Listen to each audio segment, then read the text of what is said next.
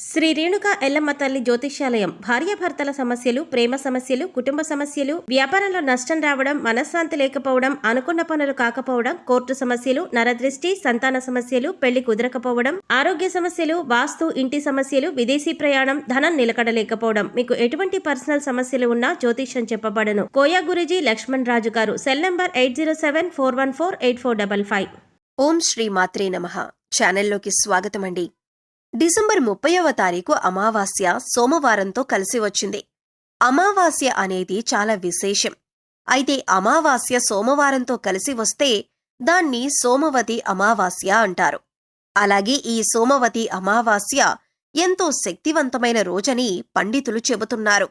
ఇంతటి విశేషమైన రోజున ధనస్సు రాశివారు ఏ పనులు చేయటం వల్ల మీలో ఉన్న నెగిటివ్ ఎనర్జీ తొలగిపోయి విశేషమైన ధనలాభం కలిగి మీకున్న ఆర్థిక కష్టాలు తొలగిపోతాయి అనే అంశాలతో పాటుగా స్నానం చేసే నీటిలో ఏం కలుపుకోవాలి, ఆ పదార్థాలు ఎందుకు కలుపుకోవాలి అనే అంశాలను ఈ వీడియోలో మనం వివరంగా తెలుసుకుందాం. కానీ అంతకంటే ముందుగా మీరు కనుక ఇప్పటి వరకు సబ్స్క్రైబ్ చేసుకోకపోతే సబ్స్క్రైబ్ చేసుకొని పక్కనే ఉన్న బెల్ ఐకాన్ నొక్కి ఆల్ సెలెక్ట్ చేసుకుంటే మేమిలాంటి వీడియోస్ అప్లోడ్ చేయగానే ముందుగా మీకు నోటిఫికేషన్ వస్తుంది. ఇక వివరాల్లోకి వెళ్లిపోతే, ముందుగా అమావాస్య రోజు ఏ పనులు చేస్తే అదృష్టం కలిసి వస్తుందో, ఏ పనులు చేస్తే దురదృష్టం కలుగుతుందో తెలుసుకుందాం. అమావాస్య చాలా శక్తివంతమైంది. అమావాస్య రోజు కొన్ని పనులు చేస్తే అదృష్టం బాగా కలిసొస్తుంది. అమావాస్య రోజు ఎవరైనా సరే సూర్యోదయానికి పూర్వమే తలస్నానం చేయాలి. తలంటూ స్నానం చేయకూడదు. తలస్నానం అంటే కేవలం నీళ్లు తల మీద పోసుకుని తలస్నానం చెయ్యాలి. ఈ తలస్నానం చేస్తే చాలా మంచిది. అమావాస్య రోజు మధ్యాహ్నం పూట నిద్రపోకూడదు. మధ్యాహ్నం పూట నిద్రపోతే దరిద్రం చుట్టుకుంటుంది. ఈ రోజు విశేషంగా లక్ష్మీ పూజ చెయ్యాలి. అమావాస్య రోజు చేసే లక్ష్మీ పూజను ఐశ్వర్య లక్ష్మీ పూజ అంటారు.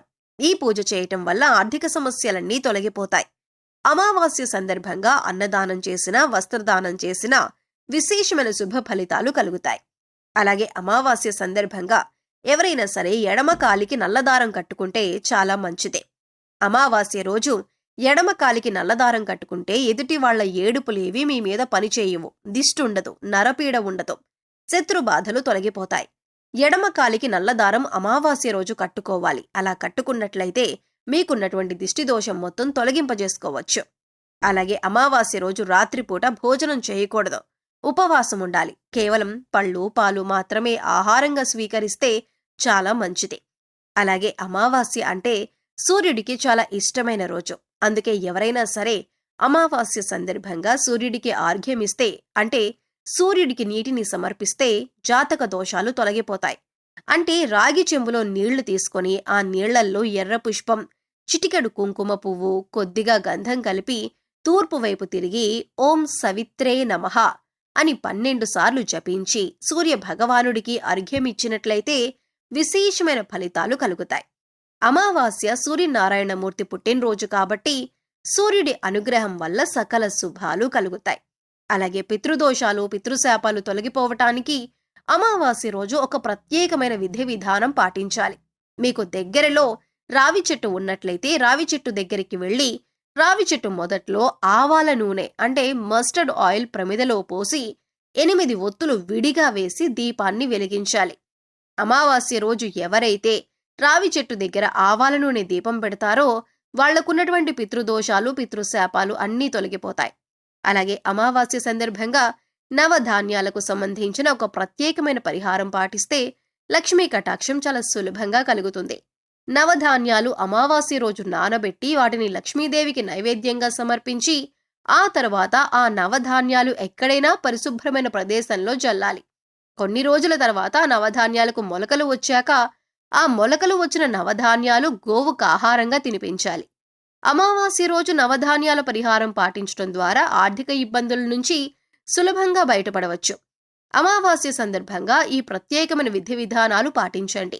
అమావాస్య రోజు కామ్య కర్మలేవి చేయకూడదు. అంటే కోరుకుని చేసేటటువంటి కార్యక్రమాలేవి కూడా చేయకూడదు. ప్రధానంగా దానాలు చేయటం, నువ్వులు నీళ్లల్లో వేసి దక్షిణ దిక్కుకు తిరిగి పితృదేవతలకు తర్పణాలివ్వటం ఇలాంటివి చేస్తే పితృదోషాలు తొలగిపోతాయి. అమావాస్య రోజు అద్భుతమైన శుభ ఫలితాలు సిద్ధింపచేసుకోవచ్చు. అలాగే అమావాస్య రోజున బకెట్ నీళ్లలో ఏది వేసుకుని స్నానం చేయటం వల్ల మీలో ఉన్న నెగిటివ్ ఎనర్జీ తొలగిపోతుంది, అలాగే ఏ పదార్థాలలో బకెట్ నీళ్లలో ఎందుకు కలుపుకోవాలి అనే అంశాలను ఇప్పుడు తెలుసుకుందాం. ప్రతి ఒక్కరూ కూడా ఆ భగవంతుడి ఆశీస్సులు మాపై ఉండాలని, జీవితంలో గొప్పగా ఎదగాలని కోరుకుంటారు. మరి ఆ దిశగా అడుగులు వేసేందుకు తమ వంతుగా ప్రతిరోజు పూజ చేస్తూ ఉంటారు. పూజ చేసినప్పుడు ఫలితాలు వస్తాయా అంటే మనశ్శాంతి మాత్రం ఖచ్చితంగా వస్తుంది. ఫలితం వస్తుందా అంటే మాత్రం అది వారి పూర్వజన్మ కర్మ ఫలితం మీద కూడా ఆధారపడి ఉంటుంది. మరి అలాంటి కర్మ ఫలితాన్ని తగ్గించుకోవాలంటే ఏం చేయాలి అనే సందేహం మీకు రావచ్చు. మనం ఏదైనా పని చేస్తున్నామంటే అది ఎందుకు చేస్తున్నామని తెలుసుకుని చేస్తే మాత్రం దానికి ఖచ్చితమైన ఫలితాలు దక్కుతాయి. ఈ మాట సాక్షాత్తు వేద పండితులు చెబుతున్నారు. ఇంతటి విశేషమైన రోజున ఈ చిన్న పరిహారం చేసినట్లయితే కనుక లక్ష్మీ కటాక్షం కారణంగా దారిద్ర్య బాధలు తొలగిపోయి సిరి సంపదలు చేకూరుతాయి. చూడటానికి ఈ పరిహారాలు తేలిగ్గా అనిపించొచ్చు, కానీ వీటి ఫలితాలు మాత్రం చాలా గొప్పగా ఉంటాయి. ఇందుకోసం మీకు ముఖ్యంగా కావాల్సింది నమ్మకం, అలాగే ఈ పరిహారం మనకి పనిచేస్తుంది, కష్టాల నుంచి బయటపడేస్తుంది అనే విశ్వాసం. పరిహారంలో భాగంగా ముందు స్నానం చేసే నీటిలో ఏమేమి కలుపుకుంటే మీకు లక్ష్మీదేవి అనుగ్రహంతో సిరి సంపదలు పొందుతారో చూద్దాం. అంతేకాదు వాటిని ఎందుకు కలుపుకోవాలి అనే విషయాన్ని కూడా తెలుసుకుందాం. ఈ సృష్టిలో ప్రతి ఒక్క పదార్థానికి కూడా ఒక ప్రత్యేకత ఉంటుంది. అంతేకాదు మనం కనుక మనసులో బలంగా సంకల్పించుకుంటే ఆ పదార్థంలో ఉన్న గుణం ప్రత్యేకమైన పదార్థాలతో చేర్చి ఉపయోగించటం వల్ల మన సంకల్పాన్ని భగవంతునికి చేరవేస్తుంది. కానీ ఈ పరిహారాలు తేలిగ్గా ఉన్నాయి కదా చేసేద్దాం అని చేయటం కాదు, మనస్ఫూర్తిగా నమ్మి చెయ్యాలి. అప్పుడే మీకు సత్ఫలితాలు వస్తాయి. ఇక ఇంతటి విశిష్టమైన అమావాస్య రోజు ఈ రాశివారు ఉదయాన్నే నిద్రలేచి చక్కగా స్నానం చేయండి. అలాగే స్నానం చేసే నీటిలో ఒక తమలపాకు, కొద్దిగా రాళ్లొప్పు, అలాగే 2 హారతి కర్పూరం బిళ్లలు పొడి చేసి వేసుకొని ఇవన్నీ నీళ్లలో కలుపుకొని స్నానం చేయాలి. ఈ నీళ్లతో పిల్లలు ఇంకా పెద్దవాళ్లు కూడా స్నానం చేయొచ్చు. తమలపాకులు అంటే శుభ సూచకం, అలాగే భగవంతుడికి ఎంతో ఇష్టం. అంతేకాకుండా ఈ పదార్థాలన్నీ కూడా మీలో పాజిటివ్ ఎనర్జీని పెంచుతాయి, మీ చుట్టూ ఉన్న నెగిటివ్ ఎనర్జీని తీసేస్తాయి. ఈ పదార్థాలను నీళ్లలో కలిపి స్నానం చేయటం వలన భగవంతుని అనుగ్రహాన్ని పొందుతారు. బకెట్ నీళ్లలో ఒక తమలపాకు వేసి అరగంట తర్వాత స్నానం చేస్తే శరీరానికి మరింత స్వచ్ఛత లభిస్తుంది, ఒంట్లో ఉండే నెగిటివ్ ఎనర్జీ అంతా తొలగిపోతుంది. ఇక రెండో పదార్థం మనం నీళ్లలో కలిపింది రాళ్లొప్పు. ఈ రాళ్లొప్పు నీళ్లలో కలపటం వల్ల మనలో ఉన్నటువంటి నకారాత్మక శక్తి అనేది తొలగిపోతుంది, అంటే నెగిటివ్ ఎనర్జీ. వాస్తవానికి చెప్పాలంటే మనకు తెలియకుండా మన మీద ఒక రకమైన నకారాత్మక శక్తి పనిచేస్తూ ఉంటుంది. ఇక ఇలాంటి నకారాత్మక శక్తి ఉన్నప్పుడు మనం చేసే పనుల్లో ఆటంకాలు రావటం, అలాగే ఆర్థికంగా కుంగిపోవటం, ఇలాంటివన్నీ చూస్తూ ఉంటాం. ఇక ఈ నకారాత్మక శక్తి నుంచి బయటపడటానికి చిన్న చిన్న పరిహారాలు చేసుకుంటే సరిపోతుంది. దాన్ని తొలగించుకోవటానికి రాళ్లొప్పు మనకి ఎంతగానో సహాయపడుతుంది. ఇక మూడవ పదార్థం మనం నీళ్లలో కలిపింది కర్పూరం బిళ్లలు. ఇలా 2 కర్పూరం బిళ్లను పొడి చేసి నీళ్లలో కలపటం వల్ల మనలో దైవభావం పెంపొందుతుంది. దీని నుంచి వచ్చే సువాసన మనలో ఉన్న చెడు ఆలోచనలను తొలగించి ఆధ్యాత్మికం వైపు మనల్ని నడిపిస్తుంది.